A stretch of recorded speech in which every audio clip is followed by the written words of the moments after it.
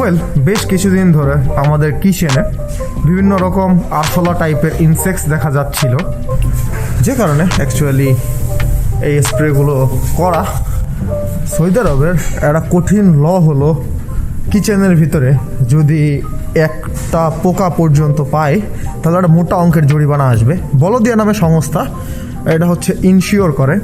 আর আপনাদের সামনে এই যে লাইটগুলো দেখছেন, এগুলো মাছি মারার কাজ করে, যেগুলো প্রায় প্রতি সপ্তাহে বা 15 দিনে বলদিয়া থেকে কখন আসবে, কে আসবে, এগুলো কিছুই জানা যায় না, হুট করে আসে ইন্সপেকশনের জন্য।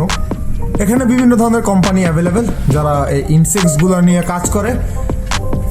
এটা আমাদের থার্ড টাইম যে আমরা 3টা কোম্পানি অলরেডি ট্রাই করেছি, এখন আজকে এই কোম্পানিটা ট্রাই করছি, যে দেখা যাক কি হয়। যদি কোনো প্রকার কোনো ইনসেক্টস এবারও না যায় তাহলে আমরা জানি না যে আমরা কি করব, কারণ বলদিয়ার চোখে যদি একটা পোকামাকড়ও পড়ে তাহলে আসবে একটা মোটা অঙ্কের জরিমানা। Well, thanks a lot for watching.